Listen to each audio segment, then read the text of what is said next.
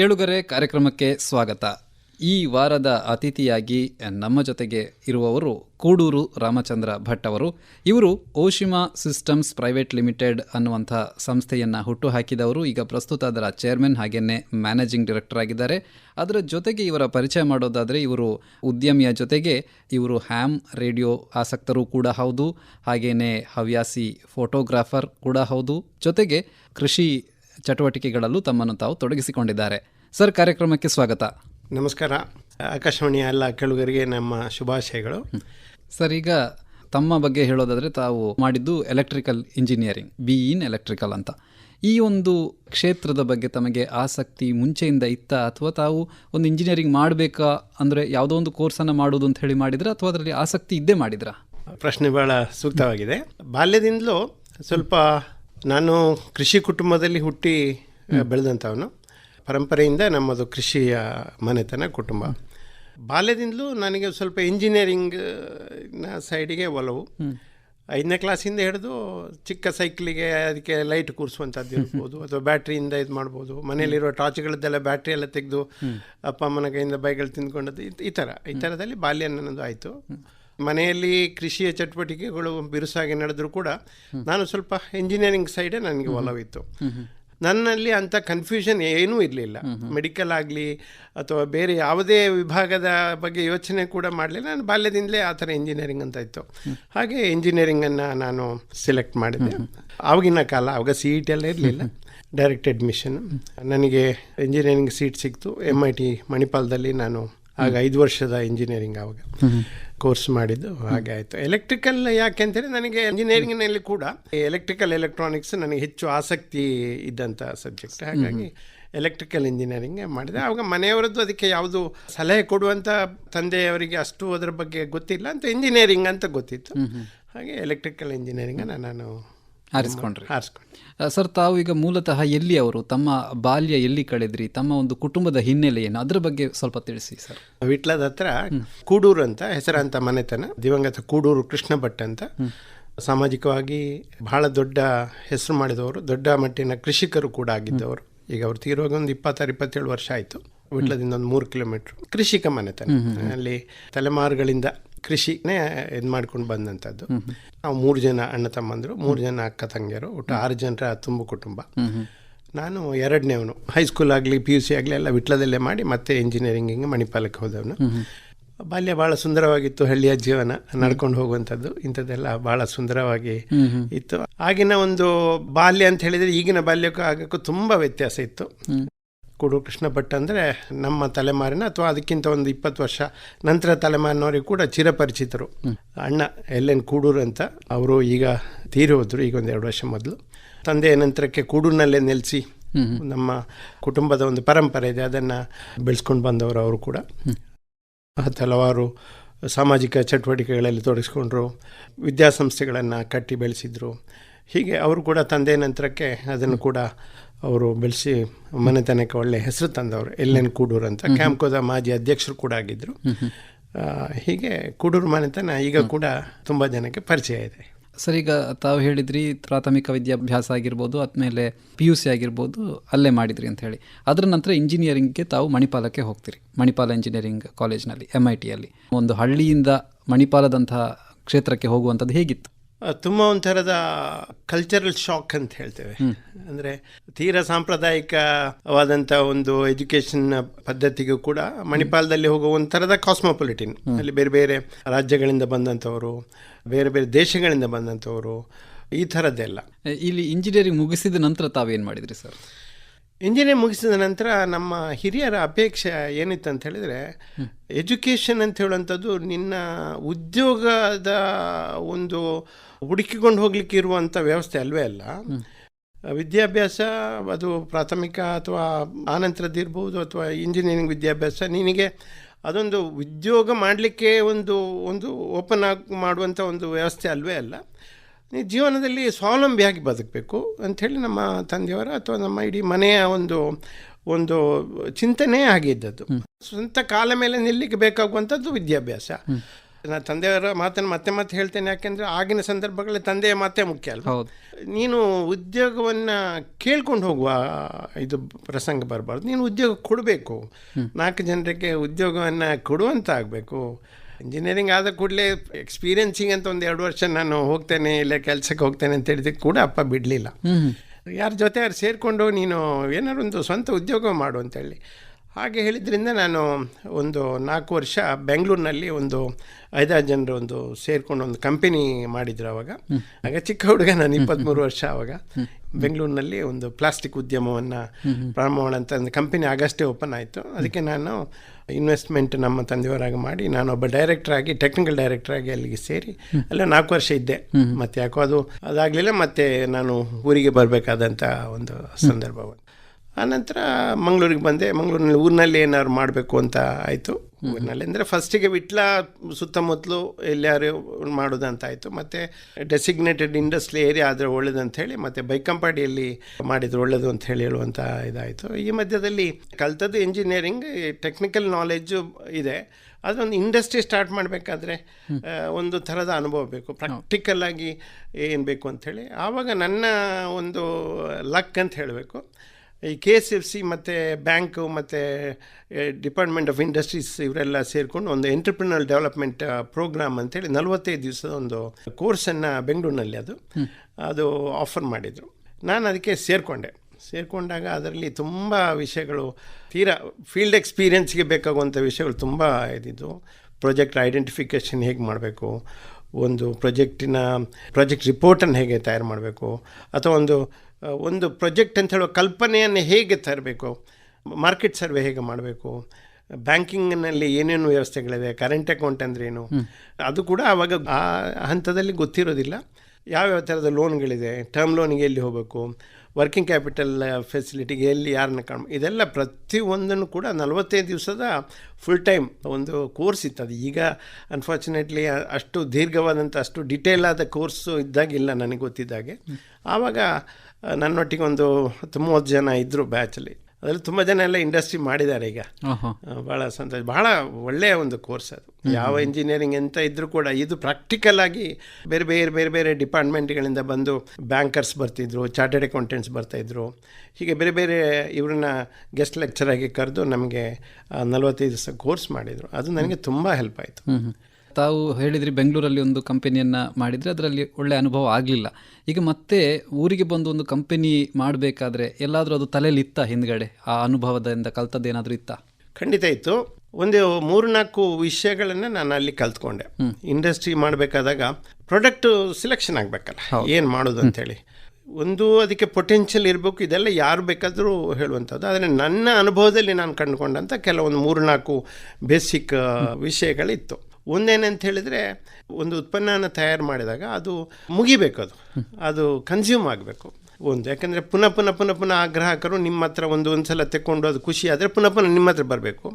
ಅದು ಒಂದು ಮೂಲಭೂತವಾದಂಥದ್ದು. ಎರಡನೇದು ಕಾನ್ಸೆಪ್ಟ್ ಸೆಲ್ಲಿಂಗ್ ಆಗಬಾರ್ದು ಅಂತ. ಈಗ ಯಾವುದೇ ಒಂದು ಹೊಸ ವಿಷಯನ ನೀವು ಹೊರಗೆ ತಂದರೆ ಆ ವಿಷಯವನ್ನು ಇನ್ನೊಬ್ರಿಗೆ ಅರ್ಥ ಮಾಡಿಕೊಳ್ಳಲಿಕ್ಕೆ ನಮಗೆ ಒಂದಷ್ಟು ಸಮಯ ಹೋಗ್ತದೆ. ಇದು ಕಾನ್ಸೆಪ್ಟ್ ಸೆಲ್ಲಿಂಗ್ ಆಗಬಾರ್ದು. ಈಗ ಆಲ್ರೆಡಿ ಅದು ಕಾನ್ಸೆಪ್ಟ್ ಇರಬೇಕು, ಅದರಲ್ಲಿ ನೀವು ಒಳ್ಳೆಯ ಉತ್ಪನ್ನವನ್ನು ಕೊಟ್ಟಾಗ ಜನ ಆಯಿತು ಅಂತ ನಿಮ್ಮದನ್ನು ತೆಕ್ಕೊಳ್ಳುವಂಥದ್ದು ಈ ಥರ ಆಗಬೇಕು. ಮತ್ತು ಭಾಳ ಹೈ ಟೆಕ್ನಾಲಜಿ ಅದು ಕೂಡ ಕಷ್ಟ ಆಗ್ತದೆ. ಯಾಕೆಂದರೆ ಟೆಕ್ನಾಲಜಿ ಆಕ್ಸೆಸ್ ಮಾಡಲಿಕ್ಕೆ ನಮ್ಮ ಹತ್ರ ಒಂದು R&D ಅಂಥದ್ದೆಲ್ಲ ಮಾಡಬೇಕಾಗ್ತದೆ. ಭಾಳ ಹೈ ಟೆಕ್ನಾಲಜಿ ಇರಬಾರ್ದು. ಮತ್ತು ಅದರ ಮೂಲ ಬಂಡವಾಳ ಬರೀ ಕಮ್ಮಿಯೂ ಆಗಬಾರ್ದು. ಬರೀ ಕಮ್ಮಿ ಆದಾಗ ಏನಾಗ್ತದೆ, ಹಣಬೆಯಾಗೆ ನಾಳೆ ಅದು ಹುಟ್ಟಿಕೊಳ್ತದೆ. ಸೊ ನಮಗೆ ಕಾಂಪಿಟೇಷನ್ ತೀರಾ ಆಗಿಬಿಡ್ತದೆ.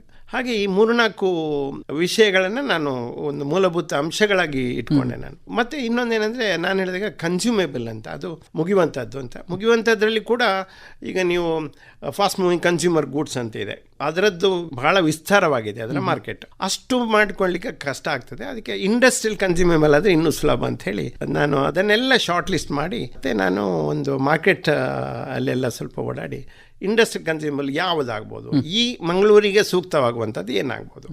ಆವಾಗಷ್ಟೇ ಕೊಂಕಣ್ ರೈಲ್ವೆ ಇಂಥದ್ದೆಲ್ಲ ಬರುವಂಥ ಸಂದರ್ಭಗಳು. ಹಾಗಾಗಿ ಇಂಡಸ್ಟ್ರಿಯಲ್ಲಿ ಮಂಗಳೂರಿಗೆ ಒಳ್ಳೆ ಪೊಟೆನ್ಷಿಯಲ್ ಇದೆ ಅಂತ ಹೇಳುವಂಥದ್ದನ್ನು ನಾನು ಕಂಡುಕೊಂಡೆ. ಅದನ್ನೆಲ್ಲ ಮಾಡುವಾಗ ಟಿಕ್ ಮಾಡ್ತಾ ಬಂದಾಗ ವೆಲ್ಡಿಂಗ್ ಎಲೆಕ್ಟ್ರೋಡ್ಸ್ ಅಂತ ಒಂದು ಪ್ರಾಡಕ್ಟ್, ಈ ಗೇಟ್ ಗ್ರಿಲ್ ಎಲ್ಲ ಮಾಡುವಾಗ ವೆಲ್ಡಿಂಗ್ ಮಾಡ್ತಾರೆ. ವೆಲ್ಡಿಂಗ್ ಮಾಡಲಿಕ್ಕೆ ಒಂದು ಸ್ಟಿಕ್, ಒಂದು ಕಡ್ಡಿ ಬರ್ತದೆ. ಆ ಕಡ್ಡಿಯನ್ನು ವೆಲ್ಡಿಂಗ್ ಎಲೆಕ್ಟ್ರೋಡ್ಸ್ ಅಂತ, ವೆಲ್ಡಿಂಗ್ ರಾಡ್ ಅಂತ ಕರೀತಾರೆ. ಅದನ್ನು ತಯಾರು ಮಾಡುವ ಇದರ ಬಗ್ಗೆ ನಾನು ಭಾಳ ಗಂಭೀರವಾಗಿ ಯೋಚನೆ ಮಾಡಿದೆ. ನನಗೆ EDP ಎಂಟರ್ಪ್ರಿನರ್ಶಿಪ್ ಡೆವಲಪ್ಮೆಂಟ್ ಪ್ರೋಗ್ರಾಮ್ನಲ್ಲಿ ಅಟೆಂಡ್ ಆಗಿ ಪ್ರಾಡಕ್ಟ್ ಐಡೆಂಟಿಫಿಕೇಷನು ಅಥವಾ ಲೊಕೇಶನ್ ಐಡೆಂಟಿಫಿಕೇಷನ್ ಇಂಥದ್ರ ಬಗ್ಗೆ ಎಲ್ಲ ಒಂದು ಸ್ವಲ್ಪ ಸಾಕಷ್ಟು ನನ್ನ ಮನಸ್ಸಿನಲ್ಲಿ ಅದು ಇದ್ದ ಕಾರಣ ನನಗೆ ಭಾಳ ಸುಲಭ ಆಯಿತು ಇದನ್ನು ಶಾರ್ಟ್ ಲಿಸ್ಟ್ ಮಾಡಿ ಏನೇನು ಮಾಡ್ಬೋದು. ಹಾಗೆ ನಾನು ಫೈನಲ್ ಆಗಿ ವೆಲ್ಡಿಂಗ್ ಎಲೆಕ್ಟ್ರೋಡ್ಸನ್ನು ನಾನು ಮಾಡೋದು ಅಂಥೇಳಿ ಪ್ರಾರಂಭ ಮಾಡಿದೆ. ಮಂಗಳೂರಿನಲ್ಲಿ ನಮ್ಮದೇ ಫಸ್ಟ್ ಯೂನಿಟ್ ಆಗಿತ್ತು. ಆದರೆ ಆವಾಗ ಏನೋ ಒಂದು ಥರದ ಧೈರ್ಯ, ಒಂದು ಸೆಲ್ಫ್ ಕಾನ್ಫಿಡೆನ್ಸ್ ಅಂತ ಹೇಳ್ತಾರೆ, ಅದಕ್ಕೆ ಹಿರಿಯರ, ನಮ್ಮ ಮನೆಯ ಒಂದು ಬೆಂಬಲ ಬಹಳವಾಗಿತ್ತು. ಮಾರಲ್ ಸಪೋರ್ಟ್ ಆಗಿರ್ಬೋದು, ಫಿನಾನ್ಷಿಯಲ್ ಸಪೋರ್ಟ್ ಆಗಿರ್ಬೋದು. ಆ ಸಣ್ಣ ಪ್ರಾಯದಲ್ಲಿ ಫಿನಾನ್ಷಿಯಲ್ ಸಪೋರ್ಟ್ ಬೇಕೇ ಬೇಕು. ನಮ್ಮಲ್ಲೇ ಬಂಡವಾಳ ಹಾಕ್ಲಿಕ್ಕೆ ನಮ್ಮ ಹತ್ರ ಏನಿಲ್ಲ. ಹಾಗೆ ತಂದೆ ಹೇಳಿದ್ರು, ಮಾಡು ನೀನು, ಖರ್ಚಾಗುವಂಥದ್ದಲ್ವಾ, ಮಾಡು ನೀನು, ಮನೆಯಿಂದ ಏನಾಗಬೇಕು ಮಾಡು. ಆದರೆ ಆವಾಗ ಟರ್ಮ್ ಲೋನಿಗೆ KSFC, Karnataka state finance corporation ಇದ್ದದ್ದು, ಅಲ್ಲಿ ಅಪ್ರೋಚ್ ಆಗುವಾಗ ಅವರು ನಮ್ಮನ್ನು ಇಂಟರ್ವ್ಯೂ ಅಂತ ಮಾಡ್ತಾರೆ. ಎಂಟ್ರಪ್ರಿನರ್ಸನ್ನು ಕೂರಿಸಿ ಅವರ ಬೋರ್ಡಲ್ಲಿ ಎಲ್ಲ ಟಾಪ್ ಆಫೀಷಿಯಲ್ಸ್ ಎಲ್ಲ ಕೂತು ನಮ್ಮನ್ನು ಇಂಟರ್ವ್ಯೂ ಮಾಡ್ತಾರೆ. ಇಂಟರ್ವ್ಯೂ ಮಾಡುವಾಗ ಅವರು ಒಂದು ಕೇಳಿದರು, ಏನು ವೆಲ್ಡಿಂಗ್ ಎಲೆಕ್ಟ್ರೋಡ್ಸ್ ಭಾಳ ಟಫ್ ಲೈನ್, ಯಾಕೆ ಇದು ಅಂಥೇಳಿ. ಇಲ್ಲ ಸರ್, ಮಂಗಳೂರಿನಲ್ಲಿ ಯಾವುದು ಇಲ್ಲ, ಈಗ ಮಾಡ್ಬೋದು ಅಂತ. ಮಂಗಳೂರಲ್ಲಿ ಇಲ್ಲದಿದ್ದರೆ ಏನಾಯಿತು, ಕರ್ನಾಟಕದಲ್ಲಿ ಬೇಕಾದಷ್ಟಿದೆ ಅಂತ. ಆದರೂ ಕೂಡ ಮಂಗಳೂರಿನಲ್ಲೇ ಪೊಟೆನ್ಷಿಯಲ್ ಇದೆ ಸರ್ ಅಂತ ಹೇಳಿದೆ. ಅದಕ್ಕೂ ಅವರಿಗೆ ಕನ್ವಿನ್ಸ್ ಆಗಲಿಲ್ಲ. ಆವಾಗ ಒಂದು ಮಾತು ಹೇಳಿದರು ಅವರು, ಈ ಇಂಟರ್ವ್ಯೂ ಆಗೋ ಮೊದಲು ನಾವು ಸ್ಟ್ಯಾಟಿಸ್ಟಿಕ್ಸ್ ತೆಗೆದು ನಿಮ್ಮ ಎದುರುಗಡೆ ಕೂತ್ಕೊಂಡದ್ದು, ನಾವು 10 ಯೂನಿಟ್ಗಳಿಗೆ ನಾವು ಫೈನಾನ್ಸ್ ಮಾಡಿದ್ದೇವೆ ಅಂತ. ಆದರೆ 10ರಲ್ಲಿ ವೆಲ್ಡಿಂಗ್ ಎಲೆಕ್ಟ್ರೋಡ್ಸ್ ತಯಾರು ಮಾಡುವಂಥ 10 ಯೂನಿಟ್ಗಳಲ್ಲಿ 9 ಯೂನಿಟ್ ಕೂಡ ಸಿಕ್ಕಾಗಿದೆ. ಆ ಡೇಟಾ ನಮ್ಮ ಹತ್ರ ಇದೆ. ಈಗ ಇಷ್ಟಾಗಿದ್ದುಕೊಂಡು ನೀವೇನು ಅದು ಇಂಡಸ್ಟ್ರಿಯನ್ನು ಮಾಡಬೇಕು ಅಂತ ನೀವು ತಿಳ್ಕೊಳ್ತೀರಾ ಅಂತ ಕೇಳಿದರು. ನಾನೀಗಾಗ ಯುವಕ, ಬಹಳ ಒಂದು ಸೆಲ್ಫ್ ಕಾನ್ಫಿಡೆನ್ಸ್ ಇತ್ತು. ಧೈರ್ಯದಿಂದ ಇಲ್ಲ ಮಾಡ್ತೇನೆ ಸರ್, ನಾನು 10ರಲ್ಲಿ ಒಂದು ನಾನು ಖಂಡಿತ ಆಗಲಿಕ್ಕೆ ಸಾಧ್ಯ ಉಂಟು, ಪೊಟೆನ್ಷಿಯಲ್ ಇದೆ ಅಂತ. ಮಿಕ್ಕಿದವರೆಲ್ಲ ತೃಪ್ತಿ ಆಗಿರಲಿಲ್ಲ ನನ್ನ ಉತ್ತರ. MD ಆಗಿ ಒಬ್ಬರು ಮೇಡಮ್ ಇದ್ದರು, IAS ಆಫೀಸರ್. ಅವರು ಮೇಡಮ್ ಹೇಳಿದರು, young gentleman, you give me chance, ಅವರು ಮಾಡಲಿ ನೋಡುವ ಅಂಥೇಳಿ, ಒಂದು ಚಾನ್ಸ್ ಕೊಟ್ಟು ನೋಡಿ ಅಂಥೇಳಿ ಹೇಳಿದ ಕಾರಣ ನನಗೆ ಸ್ಯಾಂಕ್ಷನ್ ಆಯಿತು. ಮತ್ತು ಮುಂದುವರಿತು. ಬೈಕಂಪಾಡಿಯಲ್ಲಿ ಒಂದು ಅರ್ಧ ಎಕರೆ ಜಾಗ ಕೂಡ ಸಿಕ್ಕಿತ್ತು ನನಗೆ. ಮತ್ತು ಪ್ರಾಜೆಕ್ಟ್ ಇಂಪ್ಲಿಮೆಂಟೇಷನ್ ಸುಮಾರು 10 ತಿಂಗಳಲ್ಲಿ ನಾನು ಬಿಲ್ಡಿಂಗ್ ಎಲ್ಲ ಮಾಡಿ ಕಂಪ್ಲೀಟ್ ಮಾಡಿ ಕಮರ್ಷಿಯಲ್ ಪ್ರೊಡಕ್ಷನ್ ಸ್ಟಾರ್ಟ್ ಮಾಡಿದ್ದೆವು. ಈಗ ಯಾವುದನ್ನು ಮೊದಲ ಬಾರಿಗೆ ಮಾಡಬೇಕಾದ್ರೆ, ಯಾವುದೊಂದು ಪ್ರದೇಶದಲ್ಲಿ ಅದಿಲ್ಲ ಅಂತ ಹೇಳಿದಾಗ, ಆ ಒಂದು ಇಂಡಸ್ಟ್ರಿಯನ್ನು ನೀವು ಸ್ಟಾರ್ಟ್ ಮಾಡಬೇಕಾದ್ರೆ, ವಿಶೇಷವಾಗಿ ಅದಕ್ಕೆ ಬೇಕಾದ ಟೆಕ್ನಾಲಜಿಯಿಂದ ಹಿಡಿದು ಎಲ್ಲವನ್ನು ಹೇಳೋದಾದ್ರೆ, ಯಾವ ರೀತಿಯ ಸವಾಲುಗಳನ್ನು ತಾವು ಎದುರಿಸಿದ್ರಿ? ಆಗ ಸವಾಲುಗಳು ಒಂದು, ಅರೇಂಜಿಂಗ್ ಫೈನಾನ್ಸ್. ಆವಾಗ ನಾವು ಮಾರ್ಜಿನ್ ಮನಿ ಮಾತ್ರ ತರ್ತೇವೆ, ಒಂದು 20-25%. ಉಳಿದ 75% ಕೂಡ KSFC ಮತ್ತು ಇತರ ಬ್ಯಾಂಕ್ಗಳು, ವರ್ಕಿಂಗ್ ಕ್ಯಾಪಿಟಲ್ ಆಗಲಿ, ಟರ್ಮ್ ಲೋನ್ ಆಗಲಿ, ಇಂಥದ್ದು ಅದೇ ಅರೇಂಜ್ಮೆಂಟ್ ಆಗಬೇಕು. ಇಲ್ಲಿ ಇನ್ನೊಂದು ದೊಡ್ಡ ಸವಾಲು ಏನಂತ ಹೇಳಿದರೆ, ಕೊಲ್ಯಾಟ್ರಲ್ ಸೆಕ್ಯೂರಿಟಿ ಕೇಳ್ತಾರೆ. ಕೊಲ್ಯಾಟ್ರಲ್ ಸೆಕ್ಯೂರಿಟಿ ಕೊಡಲಿಕ್ಕೆ ನನ್ನ ಅಪ್ಪ ಎಲ್ಲ ಅಗ್ರಿಕಲ್ಚರ್ ಲ್ಯಾಂಡನ್ನು ಕೊಲ್ಯಾಟ್ರಲಾಗಿ ಕೊಡಲಿಕ್ಕೆ ಆಗೋದಿಲ್ಲ. ಅದು ಒಂದು ದೊಡ್ಡ ಸವಾಲಾಯಿತು. ಮತ್ತು ಹೇಗೋ ಕೆಲವದಲ್ಲಿ ಜಾಗವನ್ನೆಲ್ಲ ಕನ್ವರ್ಟ್ ಮಾಡಿ ಮತ್ತೆ ಕೊಟ್ಟದ್ದಾಗಿತ್ತು.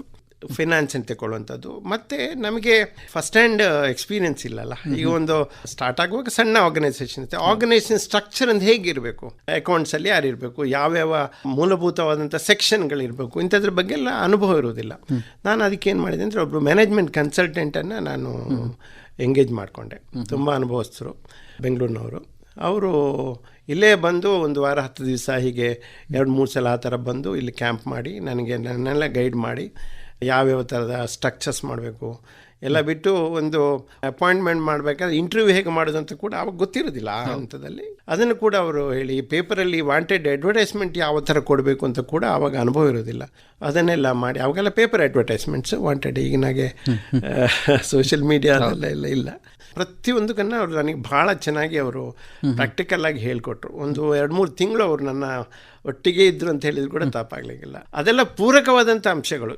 ಆ ಥರದ ಪೂರಕವಾದಂಥ ಕೆಲವು ವಿಷಯಗಳು ಸೇರಿಕೊಂಡು ನಮಗೆ ಅದು ಮುಂದೆ ಹೋಗುವಂಥ ಸಂದರ್ಭಗಳು ಬಂತು. ಸರ್, ಈಗ ತಮಗೆ ಈ ಹ್ಯಾಮ್ ರೇಡಿಯೋದ ಬಗ್ಗೆ ಆಸಕ್ತಿ ಹೇಗೆ ಬಂತು, ಯಾವಾಗ ಬಂತು? ಹವ್ಯಾಸಿ ರೇಡಿಯೋ ಅಂತ ಹೇಳಿದರೆ ಹ್ಯಾಮ್ ರೇಡಿಯೋ ಅಥವಾ ಅಮೆಚ್ಯೂರ್ ರೇಡಿಯೋ ಅಂತ ಹೇಳ್ತೇವೆ. ಇದು ತೀರಾ ಎಕ್ಸ್ಪರಿಮೆಂಟ್ ಪರ್ಪಸ್ಸಿಗೆ, ಸೆಲ್ಫ್ ಟ್ರೈನಿಂಗಿಗೆ ಇರುವಂಥದ್ದು. ಯಾವುದೇ ಥರದ ಫೋನಿಗೆ ಅಥವಾ ಇತರ ಮೋಡ್ ಆಫ್ ಕಮ್ಯುನಿಕೇಷನ್ಗೆ ಹೋಲಿಸಿದರೆ ಇದು ಕೇವಲ ಹವ್ಯಾಸಕ್ಕೆ ಅಥವಾ ಸೆಲ್ಫ್ ಲರ್ನಿಂಗಿಗೆ ಇರುವಂಥದ್ದು. ಅಥವಾ ತೀರಾ ಏನಾದ್ರು ಡಿಸಾಸ್ಟರ್ಸ್ಗಳಾದಾಗ ನ್ಯಾಚುರಲ್ ಕ್ಯಾಲಮಿಟೀಸ್ ಆದಾಗ, ಎಲ್ಲ ವ್ಯವಸ್ಥೆಗಳು ಫೇಲ್ ಆದಾಗ ಅಮೆಚ್ಯೂರ್ ರೇಡಿಯೋ ಅಂತ ಹೇಳುವಂಥದ್ದು ಇದಾಗ್ತದೆ. ಇದು ಒಂದು ವೈರ್ಲೆಸ್ಸನ್ನು ಆಪ್ರೇಟ್ ಮಾಡಲಿಕ್ಕೆ, ಈಗ ವೈರ್ಲೆಸ್ ಅಂತ ಹೇಳುವಂಥದ್ದು ರಿಸ್ಟ್ರಿಕ್ಟೆಡ್. ಯಾರಿಗಾಗಿ ನಾಳೆ ಒಂದು ವೈರ್ಲೆಸ್ ಇಕ್ವಿಪ್ಮೆಂಟ್ ತಗೊಂಡು ನಾನು ನನ್ನ ಫ್ರೆಂಡ್ ಒಟ್ಟಿಗೆ ಮಾತಾಡ್ತೇನೆ ಅಂತ ಹೇಳಿದರೆ ಅದಕ್ಕೆ ಇಲ್ಲ, ಅದು ಕಾನೂನು ಬಾಹಿರ ಆಗ್ತದೆ. ಇದು ಲೈಸೆನ್ಸ್ಡ್, ಇದಕ್ಕೆ ಲೈಸೆನ್ಸ್ ಇದೆ. ಈಗ ಹೇಗೆ ನಿಮಗೆ ಕಾರು ಮೋಟ್ರ್ ಬೈಕ್ ರನ್ ಮಾಡಬೇಕಾದ್ರೆ ಡ್ರೈವಿಂಗ್ ಲೈಸೆನ್ಸ್ ಬೇಕಾ, ಹಾಗೆ ಮೆಚ್ಯೂರ್ ರೇಡಿಯೋ ಇಕ್ವಿಪ್ಮೆಂಟ್ಸನ್ನು ಇಟ್ಕೊಂಡು ಅದನ್ನು ಆಪ್ರೇಟ್ ಮಾಡಬೇಕಾದ್ರೆ ಅದಕ್ಕೆ ಲೈಸೆನ್ಸ್ ಬೇಕು. ಆ ಲೈಸೆನ್ಸನ್ನು ಡಿಪಾರ್ಟ್ಮೆಂಟ್ ಆಫ್ ಟೆಲಿಕಮ್ಯುನಿಕೇಷನ್ ನಮಗೆ ಕೊಡ್ತಾರೆ. ಒಂದು ಸಣ್ಣ ಎಕ್ಸಾಮ್ ಇದೆ, ಅದಿದ್ದಾಗ ಲೈಸೆನ್ಸು ಮತ್ತು ಕಾಲ್ ಸೈನ್ ಈ ಥರದ್ದೆಲ್ಲ ಬರ್ತದೆ. ಈ ಥರ ಇದು ಬರೀ ಭಾರತಕ್ಕೆ ಮಾತ್ರ ಅಲ್ಲ, ಇಡೀ ವರ್ಲ್ಡ್ ವೈಡ್ ಎಲ್ಲ ಕಡೆ ಎಲ್ಲ ದೇಶಗಳಲ್ಲಿ ಇದೆ. ಈಗ ಸ್ವಲ್ಪ ಇಂಟರ್ನೆಟ್ಟು ಬಂತು, ಮೊಬೈಲೆಲ್ಲ ಬಂದ ಮೇಲೆ ಮಹತ್ವ ಸ್ವಲ್ಪ ಇದಾಗಿದೆ. ಎಸ್ಪೆಷಲಿ ಯುವ ಜನಾಂಗಕ್ಕೆ ಅದರದ್ದು ಆಸಕ್ತಿ ಬಹಳ, ನಮಗೆ ಅವರನ್ನು ಆಕರ್ಷಣೆ ಮಾಡಲಿಕ್ಕೆ ಸ್ವಲ್ಪ ಕಷ್ಟ ಆಗ್ತಾಯಿದೆ. ಆದರೆ ನಾವು ಈ ಇಂಟರ್ನೆಟ್ಟೆಲ್ಲ ಬರೋ ಮೊದಲೇ ಇದ್ದಾಗ, ಇದು ಸಾಧಾರಣ ವರ್ಲ್ಡ್ ವಾರ್ ಟೈಮ್ನಿಂದಲೇ ಇದು ಹುಟ್ಕೊಂಡು ಬಂದಂಥ ಒಂದು ಅಪ್ರೋಚ್ ಇದು. ಆವಾಗಕ್ಕೂ ಈಗಕ್ಕೂ ತುಂಬ ವ್ಯತ್ಯಾಸ ಇದೆ. ಕಮ್ಯುನಿಕೇಷನ್ ಅಂತ ಹೇಳುವಂಥದ್ದು ಈಗ ಸಿಕ್ಕಾಪಟ್ಟೆ ಅಡ್ವಾನ್ಸ್ ಆಗಿದೆ, ನಿಮಗೆ ಗೊತ್ತಿದೆ. ಸ್ವಲ್ಪ ಇರಿಲೆವೆಂಟ್ ಅಂತ ಕಾಣ್ತದೆ ಈಗಿನ ಯುವ ಜನಾಂಗಕ್ಕೆ. ನಾವು ತೊಡಸ್ಕೊಂಡಿದ್ದೇವೆ, ನಮ್ಮದೇ ಆದಂಥ ಇಕ್ವಿಪ್ಮೆಂಟ್ಸನ್ನು ನಾವು ಮಾಡ್ಕೊಳ್ತೇವೆ, ನಮ್ಮದೇ ಆದ ಆ್ಯಂಟನವನ್ನು ಹಾಕ್ಕೊಳ್ತೇವೆ, ನಮ್ಮದೇ ಆದಂಥ ಒಂದು ಗ್ರೂಪ್ ಇದೆ. ಈಗ ಮಂಗಳೂರಿನಲ್ಲಿ ಸುಮಾರು ಒಂದು 25 ಜನ ಆ್ಯಕ್ಟಿವ್ ಮೆಂಬರ್ಸ್ ಇದ್ದೇವೆ ನಾವು. ನಮಗೆ ಒಂದು ಲೈಕ್ ಮೈಂಡೆಡ್, ಸಮಾನ ಮನಸ್ಕರು ನಾವೆಲ್ಲ.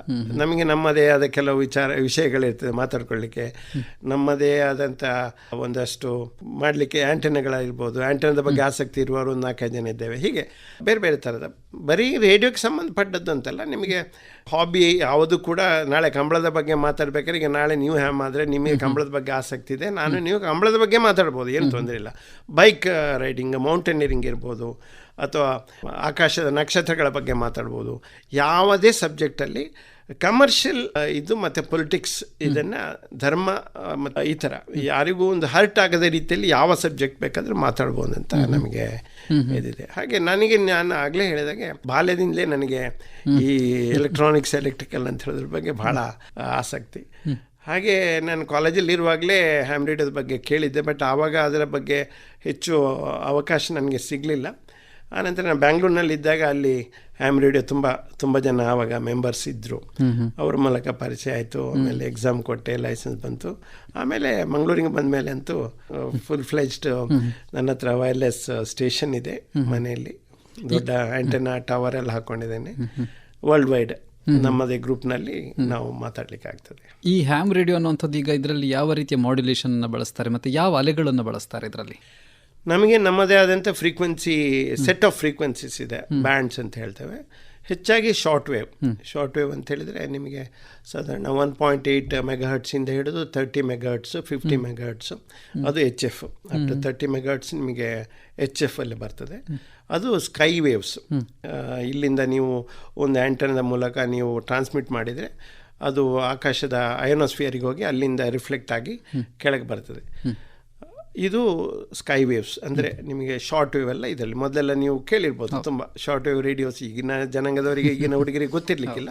ಶಾರ್ಟ್ ವೇವ್ ಅಂತ ಶ್ರೀಲಂಕಾ, ವಿವಿಧ ಭಾರತಿ ಇಂಥದ್ದೆಲ್ಲ, BBC, ಆಸ್ಟ್ರೇಲಿಯಾ ಈ ಥರದ್ದೆಲ್ಲ ಬರ್ತಾ ಇದ್ದದ್ದು ನಿಮ್ಗೆ ಗೊತ್ತಿರ್ಬೋದು. ಒಂದು ಶಾರ್ಟ್ ವೇವ್ ರೇಡಿಯೋವನ್ನು ಟ್ಯೂನ್ ಮಾಡಿದಾಗ ಬೇರೆ ಬೇರೆ ಸ್ಟೇಷನ್ಸ್ ಬರ್ತಿತ್ತು. ಅದೆಲ್ಲ ಆ್ಯಂಪ್ಲಿಟ್ಯೂಡ್ ಮಾಡ್ಯುಲೇಷನ್ ಅಂತೇಳಿ AM ಮೋಡಲ್ಲಿ ಬರುವಂಥದ್ದು.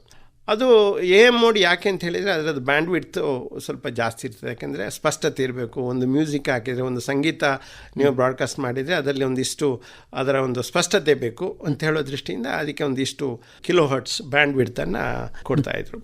ಬಟ್ ಅಮೆಚ್ಯೂರ್ ರೇಡಿಯೋದಲ್ಲಿ ನಮಗೆ ಇರುವಂಥ ಸ್ಪೇಸ್ ಕಮ್ಮಿ, ಭಾಳ ಲಿಬ್ರಲ್ ಆಗಿ ಸರ್ಕಾರಗಳು ಕೊಡೋದಿಲ್ಲ. ಸ್ವಲ್ಪ ಸೀಮಿತವಾದಂಥ ನಮಗೆ ಸ್ಪೇಸ್ ಇರ್ತದೆ ಬೇರೆ ಬೇರೆ ಬ್ಯಾಂಡ್ಗಳಲ್ಲಿ. ಹಾಗೆ ನಮಗೆ ಅಷ್ಟು ದೊಡ್ಡ ಬ್ಯಾಂಡ್ ವಿಡ್ತನ್ನು ಯೂಸ್ ಮಾಡಿಕೊಂಡು ನಮಗೆ ಮಾಡಲಿಕ್ಕೆ ಆಗೋದಿಲ್ಲ. ಅದಕ್ಕೆ ಸಿಂಗಲ್ ಸೈಡ್ ಬ್ಯಾಂಡ್ ಅಂಥೇಳಿ ಕಮ್ಯುನಿಕೇಷನ್ಗೋಸ್ಕರ ಇರುವಂಥದ್ದು ಸಿಂಗಲ್ ಸೈಡ್ ಬ್ಯಾಂಡ್ ಅಂತ. ಯಾಕೆ ಕಮ್ಯುನಿಕೇಷನ್ ನಮಗೆ ಬರೀ ಮಾತಾಡೋದಿರ್ಬೋದು, ಅಥವಾ ಕೆಲವು ಡಿಜಿಟಲ್ ಸಿಗ್ನಲ್ಸ್ ಕಳಿಸೋದಿರ್ಬೋದು, ಅಥವಾ ಕಾಂಟಿನ್ಯೂಸ್ ವೇವ್ಸ್ ಅಂತ ಮೋರ್ಸ್ ಕೋಡ್ ಇರ್ಬೋದು.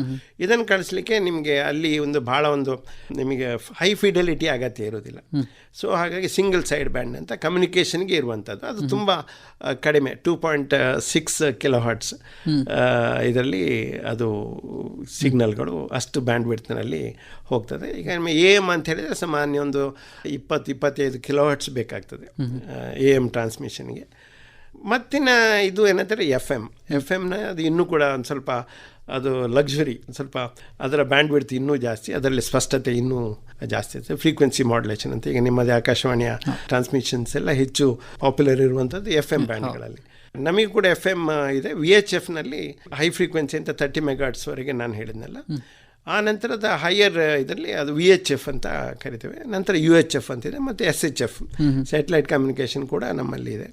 ಸೊ VHFನಲ್ಲಿ FM ಮಾಡ್ಯುಲೇಷನ್ ಇದೆ, UHF ಮತ್ತು VHFನಲ್ಲಿ FM ಇದೆ. ಅಲ್ಲಿ SSBಯನ್ನು ಯೂಸ್ ಮಾಡೋದು ಕಮ್ಮಿ, ಯಾಕಂದರೆ ಅಲ್ಲಿ ಒಂದು ಸ್ವಲ್ಪ ಬ್ಯಾಂಡ್ ನಮಗೆ ಹೆಚ್ಚು ವೈಡ್ ಆಗಿ ಇದೆ, ಹಾಗಾಗಿ FM ಅನ್ನು ನಮಗೆ ಪರ್ಮಿಟ್ ಮಾಡ್ತಾ ಇದ್ದಾರೆ. HF ಅದು ಗ್ಲೋಬಲ್, ಅದಕ್ಕೆ ಲಿಮಿಟ್ ಇಲ್ಲ. ಇಲ್ಲಿಂದ ಪ್ರಾಪಗೇಷನ್ ಕಂಡೀಷನ್ ಅಂತ ಹೇಳ್ತೇವೆ, ಅದರ ಆಧಾರದ ಮೇಲೆ ನಮಗೆ ಗ್ಲೋಬಿನ ಇನ್ನೊಂದು ಬದಿ, ಈಗ ಯುನೈಟೆಡ್ ಸ್ಟೇಟ್ಸ್ ಆಫ್ ಅಮೇರಿಕಾ, ಅದು ನಮ್ಮ ಭೂಗೋಳವನ್ನು ತಗೊಂಡು ಅದು ನಮ್ಮ ಸರಿ ಒಪೋಸಿಟ್ ಇದರಲ್ಲಿದೆ. ಅದು ಈ ಥರ ಅಯೋನೋಸ್ಫಿಯರಿಗೆ ಶಾರ್ಟ್ ವೇವ್ ಸಿಗ್ನಲ್ಸ್ ಹೋಗಿ ಅಲ್ಲಿಂದ ಬೌನ್ಸ್ ಆಗಿ 3-4 ಸಲ ಬೌನ್ಸ್ ಆಗಿ ಅದು ಅಮೇರಿಕಕ್ಕೆ ಕೂಡ ಹೋಗ್ತದೆ. ಅದು HF ಸಿಗ್ನಲ್ಸ್. ಮತ್ತು VHF ಅಂತ ಹೇಳಿದರೆ ಲೈನ್ ಆಫ್ ಸೈಟ್, ಒಂದು 50-60 ಕಿಲೋಮೀಟ್ರ್ ನಿಮ್ಮ ಆ್ಯಂಟನದ ಹೈಟ್ನ ಮೇಲೆ ಹೋಗ್ತದೆ. ಅದು ಅಷ್ಟಕ್ಕೆ ರಿಸ್ಟ್ರಿಕ್ಟೆಡ್. ಮತ್ತು ಸ್ಯಾಟಲೈಟ್ ಕೂಡ ಈಗ ಒಂದು 10 ವರ್ಷದಿಂದ ನಮಗೆ ಸ್ಯಾಟಲೈಟ್ ಚಾನಲ್ ಕೂಡ ಇದೆ. ನಮ್ಮದೇ ಆದಂಥ ಅಮೆಚ್ಯೂರ್ ರೇಡಿಯೋ ಪರ್ಪಸ್ಸಿಗೆ ಅಂತ ಜಿಯೋ ಸ್ಟೇಷನರಿ ಸ್ಯಾಟಲೈಟ್ಸ್ ಕೂಡ ಇದೆ. ನನ್ನ ಹತ್ರ ಕೂಡ ಸ್ಯಾಟಲೈಟ್ ಕಮ್ಯುನಿಕೇಷನ್ ವ್ಯವಸ್ಥೆ ಇಟ್ಕೊಂಡಿದ್ದೇನೆ. ಈಗ ಆವಾಗಲೇ ಹೇಳಿದ್ರಿ, ಈ ನೈಸರ್ಗಿಕ ಪ್ರಕೋಪಗಳ ಸಂದರ್ಭದಲ್ಲಿ ಇದು ಬಹಳ ಉಪಯೋಗಕ್ಕೆ ಬೀಳುತ್ತೆ ಅಂತ ಹೇಳಿ. ಯಾವ ರೀತಿಯಾಗಿ ಉಪಯೋಗಕ್ಕೆ ಬೀಳುತ್ತೆ, ಮತ್ತು ಈ ಹ್ಯಾಮ್ ರೇಡಿಯೋ ಇರುವವರಿಗೆ ಏನಾದರೂ ಅಲ್ಲಿ ಸರ್ಕಾರ ಅವರನ್ನು ಬಳಸ್ಕೋಬಹುದು ಅನ್ನೋಂಥ ಏನಾದರೂ ನಿರ್ದೇಶನಗಳಿರ್ತಾವ? ಖಂಡಿತ ಇದೆ. ಪ್ರಾಕೃತಿಕ ವಿಕೋಪಗಳು ಬಂದಾಗ ನಮ್ಮ ಹತ್ರಲ್ಲೇ ಹೆಚ್ಚಾಗಿ ಒಂದು ಪೋರ್ಟೇಬಲ್ ಕಿಟ್ ಅಂತ ಇರ್ತದೆ. ಅದರಲ್ಲಿ ಆ್ಯಂಟೆನಾಗಳು, ಒಂದಷ್ಟು ಕೇಬಲ್ಗಳು, ಬ್ಯಾಟ್ರಿ ವೈರ್ಗಳು, ಇಂಥದ್ದೆಲ್ಲ ನಾವು ರೆಡಿ ಇಟ್ಕೊಂಡಿರ್ತೇವೆ. ಯಾವುದೇ ಥರದಲ್ಲಿ ಆ ಥರ ಬೇಕಾದಾಗ ಮಾನ್ಯ ಜಿಲ್ಲಾಧಿಕಾರಿಯವರಿಗೆ ನಮ್ಮನ್ನು ಕರೆಯುವಂಥ ಒಂದು ಅಧಿಕಾರ ಇದೆ ಅವರಿಗೆ. ಅಲ್ಲ, ಈಗ ಮತ್ತೆ ವಿಪತ್ತು ನಿರ್ವಹಣಾ ಡಿಸಾಸ್ಟರ್ ಮ್ಯಾನೇಜ್ಮೆಂಟ್ ಅನ್ನೊಂದು ಸೆಲ್ಲೇ ಇದೆ ಈಗಿನ ವರ್ಷಗಳಲ್ಲಿ. ಮೊದಲು ಅದು ಇರಲಿಲ್ಲ, ಆದರೆ ಅವರ ಹತ್ರ ಎಲ್ಲ ನಮ್ಮ ವಿವರಗಳಿರ್ತದೆ. ಮಂಗಳೂರಿನಲ್ಲಿ ಅಮೆಚ್ಯೂರ್ ರೇಡಿಯೋ ಲೈಸೆನ್ಸ್ ಹೋಲ್ಡರ್ಸ್ ಯಾರ್ಯಾರಿದ್ದಾರೆ ಅಂತ ಅವ್ರನ್ನ ಕೂಡಲೇ ನಮ್ಮನ್ನು ಬಳಸ್ಕೊಳ್ಳುವಂಥ ಅವಕಾಶ ಇದೆ ಅವರಿಗೆ. ಈಗ ನೋಡಿ, ಏನಾದ್ರು ಪ್ರಾಕೃತಿಕ ವಿಕೋಪ ಆದಾಗ ಫಸ್ಟಿಗೆ ನಮ್ಮ ಕರೆಂಟ್ ಹೋಗಿರ್ತದೆ, ಲೈನ್ಗಳೆಲ್ಲ ಬಿದ್ದಿರ್ತದೆ, ಕರೆಂಟ್ಗಳು ಹೋಗಿರ್ತದೆ. Telephone ಮೊದಲಿದ್ದ ಟೈಮ್ಗಳಲ್ಲಿ telephone ಲೈನ್ಗಳೆಲ್ಲ ಬಿದ್ದಿರ್ತದೆ. ಯಾವುದೇ ರೀತಿಯ ಕಮ್ಯುನಿಕೇಷನ್ ಆಗೋದಿಲ್ಲ. ಕಮ್ಯುನಿಕೇಷನ್ನಿಗೆ ಎಲ್ಲವೂ ಕೂಡ ಫೇಲ್ ಆಗಿರ್ತದೆ. ಅಂಥ ಸಂದರ್ಭದಲ್ಲಿ ನಾವು ಏನು ಮಾಡ್ಬೋದು ಅಂತ ಹೇಳಿದರೆ, ನಮ್ಮ ಹತ್ರ ಕಿಟ್ ಇರ್ತದೆ. ನಾವು ಆಯಕಟ್ಟಿನ ಜಾಗಗಳಲ್ಲಿ ಹೋಗಿ ಬೇಕಾದರೆ ಒಂದು DC ಆಫೀಸ್ನಲ್ಲಿ ಒಂದು ಕ್ವಿಕ್ಕಾಗಿ ಒಂದು ಅರ್ಧ ಗಂಟೆ 1 ಗಂಟೆಯೊಳಗೆ ನಾವೊಂದು ನಮ್ಮ ನಾವು ಸ್ಟೇಷನ್ ಅಂತ ಕರಿತೇವೆ, ನಮ್ಮ ಒಂದು ಅಮೆಚ್ಯೂರ್ ಸ್ಟೇಷನನ್ನು ಅಲ್ಲಿ ಎಸ್ಟಾಬ್ಲಿಷ್ ಮಾಡಿ ಸುತ್ತಮುತ್ತಲಿನ ಒಂದು 50, 60, 70 ಕಿಲೋಮೀಟರ್ ಸುತ್ತಮುತ್ತ ನನ್ನ ಹಾಗೆ ಇರುವವರು ಒಂದಷ್ಟು ಜನ ಹೋಗಿ ಅಲ್ಲೆಲ್ಲಿ ಇದು ಹಾಕಿ, ಆ್ಯಂಬುಲೆನ್ಸ್ಗಳಲ್ಲಿ ಕೂಡ ನಮ್ಮ ರೇಡಿಯೋ ಸೆಟ್ಗಳನ್ನು ಅಳವಡಿಸ್ಕೊಂಡು ಗೋಲ್ಡನ್ ಟೈಮ್ ಅಂತ ಹೇಳ್ತಾರೆ, ಫಸ್ಟ್ ಒಂದು 10 ಅವರ್ಸ್, 12 ಅವರ್ಸ್, 15 ಅವರ್ಸ್, ಆ ಸಂದರ್ಭಗಳಲ್ಲಿ ನಾವು ನಮ್ಮ ಕಮ್ಯುನಿಕೇಷನನ್ನು DC ಅವರಿಗೆ, ಪೊಲೀಸ್ ಡಿಪಾರ್ಟ್ಮೆಂಟಿಗೆ ನಾವು ಕಮ್ಯುನಿಕೇಟ್ ಮಾಡಿ ನಿರ್ವಹಿಸಲಿಕ್ಕೆ ಸಾಧ್ಯ ಆಗ್ತದೆ. ಸರ್, ಈಗ ತಾವು ಹ್ಯಾಮ್ ರೇಡಿಯೋ ಬಗ್ಗೆ ಆಸಕ್ತಿ ಹೊಂದಿದ್ದೀರಾ, ಹಾಗೇನೆ ಹವ್ಯಾಸಿ ಛಾಯಾಚಿತ್ರಗ್ರಾಹಕರು, ಹಾಗೇನೆ ಕೃಷಿಕರು ಕೂಡ, ಜೊತೆಗೆ ಉದ್ಯಮಿಯೂ ಕೂಡ. ಇಷ್ಟೆಲ್ಲವನ್ನ ನಿಭಾಯಿಸ್ತಿದ್ದಾರೆ ಹೇಗೆ, ಅಂದರೆ ಸಮಯ ಹೇಗೆ ನಿರ್ವಹಣೆ ಮಾಡ್ತಾ ಇದ್ದೀರಾ ತಾವು? ಒಳ್ಳೆ ಪ್ರಶ್ನೆ. ಕೃಷಿ ಹೇಗೆ ಅಂತ ಹೇಳಿದರೆ, ನಾನು ಮೂಲಭೂತವಾಗಿ ಪ್ರಾಮಾಣಿಕವಾಗಿ ಹೇಳಬೇಕಾದ್ರೆ, ನಾನು ಭಾಳ ಹುಟ್ಟಿನಿಂದ ಕೃಷಿ ಕ್ಷೇತ್ರದಲ್ಲಿ ಬಹಳ ಒಂದು ಆಸಕ್ತಿ ಇದ್ದವನಲ್ಲ. ನಾನು ತಂದೆಯವರು ತೀರ್ಕೊಂಡಾದ ಮೇಲೆ ಕೃಷಿ ಅವರು ದೊಡ್ಡ ಆಸ್ತಿವಂತರು. ಅವರು ನಮಗೆ ಮಕ್ಕಳಿಗೆ ಅದು ಬಂದಾಗ ಒಂಥರದ ಅನಿವಾರ್ಯ. ತಂದೆಯವರು ಹಿರಿಯರು ಮಾಡಿದ್ದ ಇದನ್ನು ನಾನು ಅದನ್ನು ನೆಗ್ಲೆಕ್ಟ್ ಮಾಡಿ ಇಲ್ಲಿ ಬೈಕಂಪಾಡಿಯಲ್ಲಿ ನಾನು ಇಂಡಸ್ಟ್ರಿ ಮಾಡ್ತೇನೆ ಅಂತ ಹೊರಟ್ರೆ ಅದು ಮುಟ್ಟಾಳತನ ಆಗ್ತದೆ ಅಂತ ಅನಿಸಿತ್ತು ನನಗೆ. ಹಾಗಾಗಿ ಅದರಲ್ಲಿ ಲಾಭ ನಷ್ಟ ಮತ್ತು ಹಿರಿಯರು ಮಾಡಿದ್ದನ್ನು ನಾನು ಚೆನ್ನಾಗಿ ನೋಡ್ಕೊಳ್ಬೇಕು, ಅದಕ್ಕೆ ಯಾವುದೇ ರೀತಿಯಲ್ಲಿ ಚ್ಯುತಿ ಬರಬಾರ್ದು ಅಂತ ಹೇಳೋ ರೀತಿಯಲ್ಲಿ ಮಾಡಬೇಕು ಅಂತ ಹೇಳ್ಕೊಂಡು ಮಾಡುವಂಥ ಒಂದು ಕರ್ತವ್ಯ, ಒಂದು ಪ್ರಜ್ಞೆ ಇತ್ತು.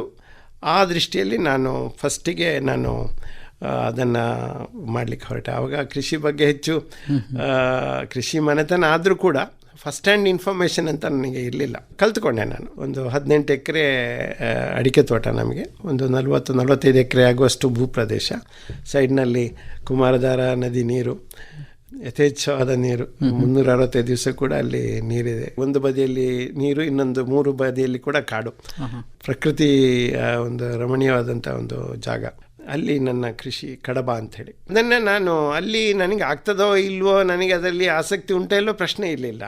ತಂದೆಯವರ ನಂತರಕ್ಕೆ ಅದನ್ನು ಮಾಡಲೇಬೇಕಾದಂಥ ಒಂದು ಅನಿವಾರ್ಯತೆ. ಹಾಗಾಗಿ ನಾನು ಅದು ಮಾಡಿದೆ. ನಾನು ಕಲ್ತ್ಕೊಂಡೆ.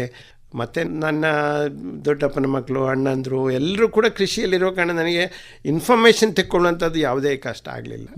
ಅದನ್ನು ಕೂಡ ಒಂದು ಇಂಡಸ್ಟ್ರಿ ರೀತಿಯಲ್ಲಿ ನಾನು ಮಾಡಲಿಕ್ಕೆ ಪ್ರಾರಂಭ ಮಾಡಿದೆ. ತುಂಬ ಮೆಥಾಡಿಕಲ್ ಆಗಿ ಪ್ರೊಫೆಷನಲ್ ಆಗಿ ಮಾಡಿದೆ. ಅಕೌಂಟ್ಸನ್ನೆಲ್ಲ ಟ್ಯಾಲಿಯಲ್ಲಿ ಹಾಕ್ಕೊಂಡೆ. ಈಗ ಕೂಡ ಕಳೆದ 25 ವರ್ಷದ ಡೇಟಾ ನನಗೆಲ್ಲ ಟ್ಯಾಲಿಯಲ್ಲಿ ಈಗ ಕೂಡ ಇದೆ. ಎಲ್ಲ ಎಕ್ಸೆಲ್ ಶೀಟನ್ನು ಯೂಸ್ ಮಾಡಿಕೊಂಡೆ. ಪ್ರತಿಯೊಂದನ್ನು ಡೇಟಾವನ್ನು ನಾನು ಇದು ಮಾಡಿದೆ. ವಾರಕ್ಕೊಮ್ಮೆ ಹೋಗುವಂಥದ್ದಿತ್ತು. ಬಹುಶಃ ನೀವು ಕೇಳಿದ ಪ್ರಶ್ನೆಗೆ ಯಾವುದೇ ಕ್ಷೇತ್ರದಲ್ಲಿ ಅದು ಹೇಗೆ ಮಾಡ್ತೀರಿ ಅಂತ ಹೇಳಿದರೆ ಅದು ಉತ್ತರ ಸಿಂಪಲ್. ನೀವು ಮಾಡೋದನ್ನು ಪರ್ಫೆಕ್ಟಾಗಿ ಮಾಡಿ ಅಷ್ಟೇ. ಯಾವುದೇ ಇದು ಮಾಡುವಾಗ ಅದನ್ನು ಅರ್ಧಂಬರ್ಧ ಮಾಡಬೇಡಿ. ಆವಾಗ ಅದು ಖಂಡಿತ ನಿಮಗೆ ಅದು ಒಲಿತದೆ, ನಿಮಗೆ ಅದು ಮಾಡಲಿಕ್ಕೆ ಆಗ್ತದೆ. ಈಗ ಇಲ್ಲಿಂದ ನಾನು 75 ಕಿಲೋಮೀಟ್ರ್ ದೂರ ಹೋಗಿ ಅಲ್ಲಿ ಕಡಬದಲ್ಲಿ ತೋಟದ ಒಳಗೆ ಹೋಗಿದ ಕೂಡಲೇ ಇದನ್ನೆಲ್ಲ ಮರಿತೇನೆ ನಾನು. ಆ 2 ದಿವಸ ಅಲ್ಲಿ ಪೂರ್ತಿ ನಾನು ತೊಡಗಿಸ್ಕೊಳ್ತೇನೆ. ಹಾಗಾಗಿ ಅದು ಆಗ್ತದೆ. ಇಲ್ಲದಿದ್ದರೆ ಏನಾಗ್ತದೆ, ಅದು ಅರ್ಧ ಇದು ಅರ್ಧ ಆಗ್ತದೆ. ಇಂಡಸ್ಟ್ರಿಗೆ ಬಂದಾಗ ಇಂಡಸ್ಟ್ರಿಯಲ್ಲಿ ಅದು ಕೂಡ ಒಂದು ನನ್ನ ಒಂದು ಭಾಗ್ಯ ಅಂತ ಹೇಳಬೇಕು. ಸರಿಯಾದ ಜನ ಎಲ್ಲ ಸಿಕ್ಕಿದ್ರು ನನಗೆ. ಅದನ್ನು ನನ್ನ ಆಬ್ಸೆನ್ಸಲ್ಲಿ ಅದನ್ನು ನೋಡಿಕೊಳ್ಳುವಂಥ ಒಂದು ವ್ಯವಸ್ಥೆ ನನಗೆ ಮಾಡಲಿಕ್ಕಾಯಿತು. ಹೀಗೆಲ್ಲಾಗಿ ಇವತ್ತಿಗೆ ಕೂಡ ಕೃಷಿ ಒಳ್ಳೆಯ ರೀತಿ ನಡೀತಿದೆ. ಮತ್ತು ಅದನ್ನು ಕೂಡ ನಾನು ಎಕ್ಸ್ಪಾನ್ಷನ್ ಮಾಡಿದೆ. ಅಲ್ಲಿ ಜಾಗ ಇರಲಿಲ್ಲ, ನಮ್ಮ ಮೂಲ ತಂದೆಯವರು ಮಾಡಿದ ಇದಿಲ್ಲ. ಮತ್ತು ಇತ್ಲಾಗಿ ಆಲಂಕಾರ ಅಂತ ಹೇಳೋ ಜಾಗದಲ್ಲಿ ಒಂದು ರಬ್ಬರ್ ಕೃಷಿಯನ್ನು ಕೂಡ ನಾನು ಮಾಡಿದೆ. ಈಗ ರಬ್ಬರ್ ಕೃಷಿ ಕೂಡ ಉಂಟು. ಸರ್, ಈಗ ಕಡೆಯದಾಗಿ ಈ ಮಂಗಳೂರು ಆಕಾಶವಾಣಿ ಈಗ 50ನೇ ವರ್ಷಕ್ಕೆ ಕಾಲಿಟ್ಟಿದೆ. ಈ ಸಂದರ್ಭದಲ್ಲಿ ನಮ್ಮ ಕೇಳುಗರಿಗೆ ಏನು ಸಂದೇಶ ಕೊಡಲಿಕ್ಕೆ ಇಷ್ಟಪಡ್ತೀರಾ? ಆಕಾಶವಾಣಿ ಅಂತ ಹೇಳುವಂಥದ್ದು ತುಂಬ ಕಂಟೆಂಟ್ ಇರುವಂಥದ್ದು. ನಾನಂತೂ ಕಾರ್ನಲ್ಲಿ ಅಥವಾ ರೇಡಿಯೋ ಕೇಳೋ ಸಂದರ್ಭ ಇರುವಾಗೆಲ್ಲ ನಾನು ಆಕಾಶವಾಣಿಯನ್ನು ನಾನು ಕೇಳೋದು. ತುಂಬ ಅದು ಇನ್ಫಾರ್ಮೇಟಿವ್ ಇರ್ತದೆ, ತುಂಬ ನಿಮಗೆ ಎಜುಕೇಟಿವ್ ಇರ್ತದೆ. ಹಾಗಾಗಿ ನನ್ನ ಒಂದು ಸಣ್ಣ ಮಾತು, ನಾನು ಸಂದೇಶ ಕೊಡುವಷ್ಟು ದೊಡ್ಡ ವ್ಯಕ್ತಿ ಅಲ್ಲ. ಏನಂತ ಹೇಳಿದರೆ, ಆಕಾಶವಾಣಿ ಅಂತ ಒಂದು ವಿಷಯವನ್ನು, ಒಂದು ವ್ಯವಸ್ಥೆಯನ್ನು ನಾವು ಇನ್ನೂ ಬಲಪಡಿಸಬೇಕು. ಅದು ಇನ್ನೂ ಹೆಚ್ಚು ಜನರಿಗೆ ತಲುಪುವ ಹಾಗೆ ಮಾಡಬೇಕು, ಹೇಳುವಾಗ ಆಗಬೇಕು ಅಂತ ಹೇಳೋದು ನನ್ನ ಒಂದು ಬಯಕೆ. ಹೆಚ್ಚು ಹೆಚ್ಚು ಕೇಳುಗರು ಅದರಲ್ಲಿ ಆಸಕ್ತಿ ತೋರಿಸ್ಬೇಕು. ಆಕಾಶವಾಣಿ ತುಂಬ ಚೆನ್ನಾಗಿ ನಿರ್ವಹಿಸ್ತಾ ಇದೆ. ಅದು ಇನ್ನೂ ಹೆಚ್ಚು ಎತ್ತರಕ್ಕೆ ಬೆಳೀಲಿ ಅಂತ ನಾನು ಹಾರೈಸ್ತೇನೆ. ಧನ್ಯವಾದಗಳು ಸರ್. ಇಷ್ಟೊತ್ತು ಈ ಕಾರ್ಯಕ್ರಮದಲ್ಲಿ ಪಾಲ್ಗೊಂಡ್ರಿ. ಈ ಕಾರ್ಯಕ್ರಮದಲ್ಲಿ ಭಾಗವಹಿಸಿದ್ದಕ್ಕಾಗಿ ಕೇಳುಗರ ಪರವಾಗಿ ಧನ್ಯವಾದಗಳು. ನಿಮಗೂ ಅವಕಾಶಕ್ಕಾಗಿ ನಾನು ವಂದಿಸ್ತೇನೆ. ಕೇಳುಗರಿಗೆಲ್ಲ ಮತ್ತೊಮ್ಮೆ ಶುಭಾಶಯಗಳನ್ನು ಹೇಳ್ತೇನೆ. ನಮಸ್ಕಾರ.